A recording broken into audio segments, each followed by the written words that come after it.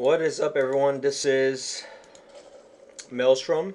I have first of many matches that I want to kind of share with you in terms of different strategies you can learn, different types of builds. I play as a Zerg myself. I'm currently a top diamond level player. Won a couple of fun tournaments so far, and it's been pretty interesting.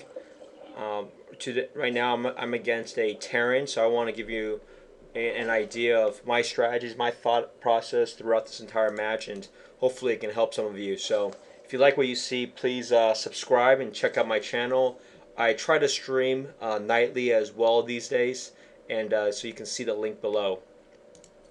So let's take a look at what's going on here. I can see from my overlord that I can see the expansion, so I knew it was going to be a relatively fast build. A little uncharacteristic here. My Zerglings died fairly quickly. He's playing very aggressive in terms of Marine push. So I knew right now I have a couple options. He seems like he's going to be turtling, so I may not necessarily Baneling bust him or just go Roach all in the front. But I'm thinking of let's try to do a Nidus. So as you can see, I'm moving my Overlord around the corner here, so that way I can drop a Nidus on the side without him noticing. At the same time, throughout this process, because I knew he had his second base, I needed a third. So with that, I had a couple options. I can either take the expansion here, which was closer to him, which would be really dangerous because you can easily just drop it, or one of these two expansions. This map, fortunately, has a gold base, and so it just made a lot of sense to go with the gold base here and try to take that as much as possible. But at the same time, I decided to make a Nidus because I want to keep some pressure on this person. You know, if you went with a really crazy tech, like even though two base, you can still go. Something that's really annoying is Terran air units. If they go quick starport push, um, this might already kill them then. So it's a test to keep him on his feet. So I go ahead and put the Nidus on the side here. It looks like he actually patrolled it, but I'm like, screw it. It's keeping him busy. That's the ultimate goal of this. And as you can see, doing some damage here, even though he brought most of his units over and his tanks over. So he was really in well position for this. He moved all of his tanks, it looks like, over to guard and protect it. So he definitely caught onto it fairly quickly. However, I was able to kill a couple of SCVs. You know, he wasted some time, mining time, to get to surround that Nidus. So I think it was overall successful. Let's take a look. Unit lost. I probably lost about roughly around 800 resources and got 700 of his. So with this kind of matchup, because I'm on 3 base, that's actually really good. It's you'll take that trade any day. You can see by the income tab I'm making quite a bit more in terms of minerals, and so at this point I knew I was mining a lot of minerals, but in order to beat them I need to contain them. So I move my Zergling over to the side, make sure he's not taking a third. As you can see, I have it all in position. I'm moving my Overlord as well to start some creeps there. At the same time, start spreading this creep over. At this point, my thought process is, okay, I need a lot more gas. I'm going to basically be doing a Ling Muta containment, and that's the goal of this. So Terran's not doing anything right now. Does a little scout with his Marines. And now he's starting to push out. So he's starting to push out. Let's take a look at the army count.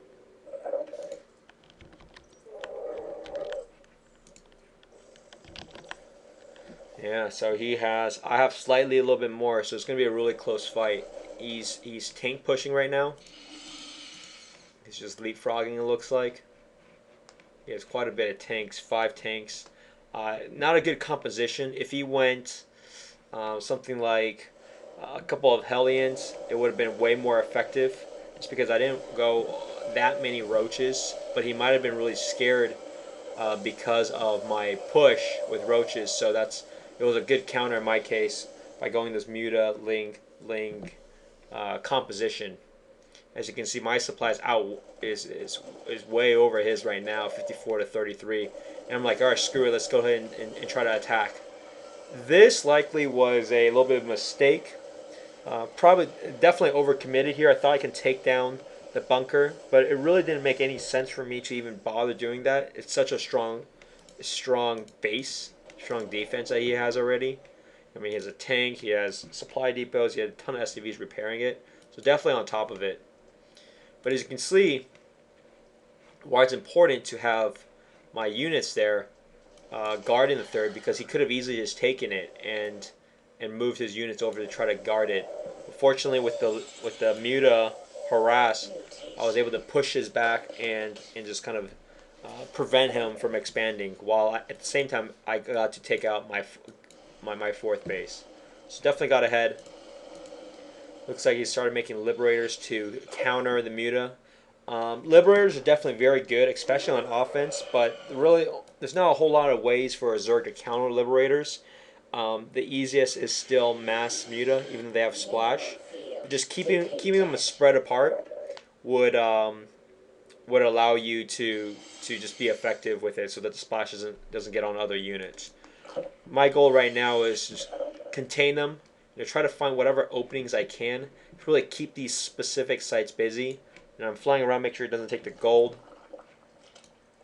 Getting my creep tumor out as close to them as possible. This is really helpful because I knew exactly when it's pushing out. And as you can see, I'm actually going to try to take this out so that he just can't simply drop his command center back.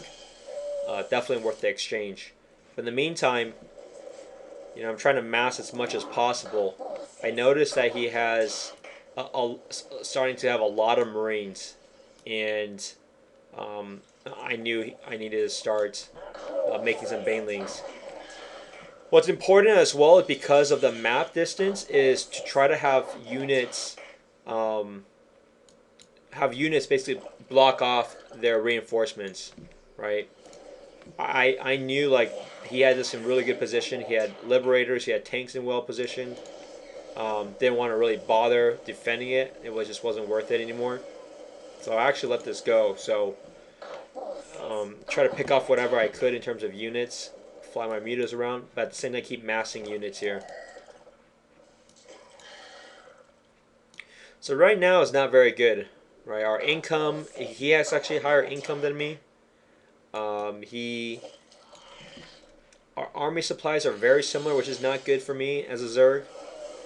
Let's take a look. Let's see how this battle goes. Try to kill out the Liberators as fast as possible. And he killed most of my units. So at this point, in really big trouble. Right, 48 to 25 supply. Not good right now. So my goal is to try to turtle as long as possible. I've really made this Baneling nest very late. Should have done it a lot sooner. And right now at this point, when a Zerg is down on supplies, definitely not a good sign. So I needed to do something pretty drastic in order to even get myself back into the game. And so what's critical, especially on these large maps, is the Nidus network.